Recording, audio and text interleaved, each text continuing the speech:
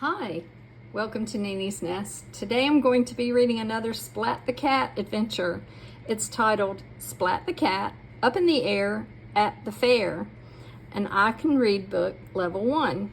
It's based on the creations of Rob Scotton. And here we see the friends at the fair, and I read inside here on the title page that the cover art is by someone named Rick Farley. Isn't that a wonderful picture? Look at all the colors.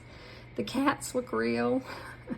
I'm just so happy to look at beautiful illustrations in the books and learn that lots of people had to get together to make this story happen. The inside arts or interior illustrations by Robert Evers, and also the text, the words, by Amy Sue Lynn. So lots of people went together and wrote and illustrated this book. So let's begin at the beginning. But before I do, let me say that I'm reading this on the second day of the fair. Our county fair came to town this week. Yesterday was the first day, and the day before that was judging of all the exhibits. And I am a judge at the fair. And I also loved the fair when I was a child. So I live 3 minutes from the fair. There's only a farm and a pasture that separates me from the fairgrounds here where I live. So this is a great time for me to read this, and I hope that you'll enjoy it and give it a thumbs up at the end. It was finally the day of the fair. Splat, Spike, and Plank knocked on Kitten's door. There's Kitten. While the friends waited for Kitten, they did stretches. They wanted to prepare for every ride and game at the fair. Now, I have never done that before going to the fair, but maybe that's a smart thing to do. Touch your toes, stretch a bit. At last, Kitten came out in a wheelchair. "What happened?" asked Splat. "I fell down the stairs," said Kitten. "I can't go to the fair." Everyone signed Kitten's cast. Splat, Spike, and Plank. Then Splat and Spike and Plank waved goodbye, and off to the fair they went. "Poor Kitten," Plank said. "I wish we could share the fun of the fair." "We can," said Splat. "Let's bring Kitten something back from the fair." When the friends got to the fair, the first tent they saw had a spooky sign. "Beware of the ghost bear." "Go in if you dare," said Spike. "No way," said Plank. "Too creepy." "I don't care," Splat said. When Splat came out of the ghost bear's lair, he had spiky hair. And look at his face. I think he was scared. "I wasn't really scared," Splat declared. "What's next?" What do you think? Was Splat scared? What about this mouse? Exit. So he exited, came out of the ghost bear's lair. Then the friends heard a cry, "Shop in here, lots to wear." "How about a fun hat for Kitten?" asked Spike. "It might mess up her hair," said Splat. I kind of like that one.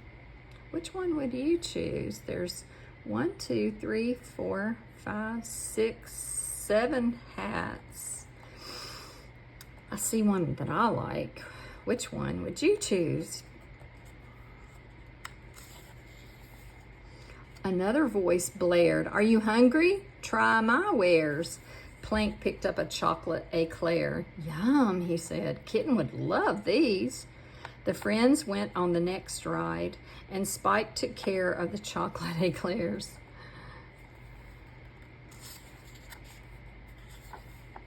When they got off, Plank, Splat, stared at Spike. He had cream all over his face. "No more eclairs for Kitten." "Sorry, I was hungry," said Spike. "We'll get more," said Splat. "For Kitten, we've got money to spare." They went back to the food booth. "Now what?" said Plank in despair, because it's sold out. Let's ride the Ferris wheel, Splat said. I think better when I'm up in the air. Do you know which one is the Ferris wheel?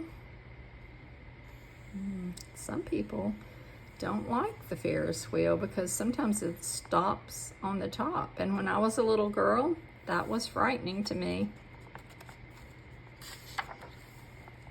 The friends went up and up and up. Plank said, "Wow, what a view." Spike said, "It's so unfair that Kitten couldn't be here too." Splat spotted a game from the air. "We can win a stuffed teddy bear for Kitten," said Splat. The cat in charge of the booth explained the game. Splat would get a pair of coconuts to throw. If Splat hit the square, the cat in the chair would fall into the water tank and Splat would win a prize. Have you ever seen a game like this at your fair?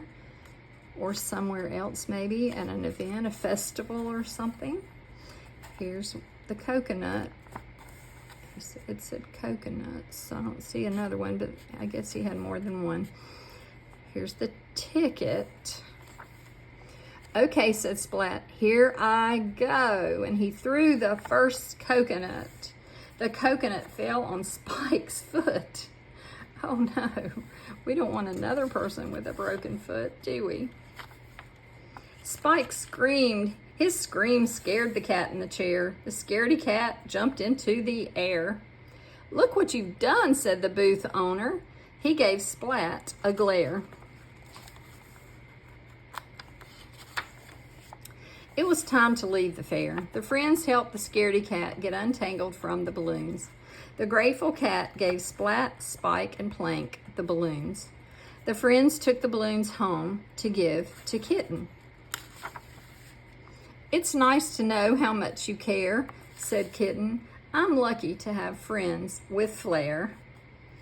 I guess that's the perfect gift to bring home after all, because everything else did not work out, but they still remembered their friend. And they also came back to visit her once again at the end of the day. This is such a special story in many ways. Please give it a thumbs up. And also, if you haven't subscribed to Nene's Nest, go and do that right now, because I will be reading another book on Monday, Tuesday, Wednesday, Thursday, Friday, and Saturday of next week. Join us every time you can, and have a great day.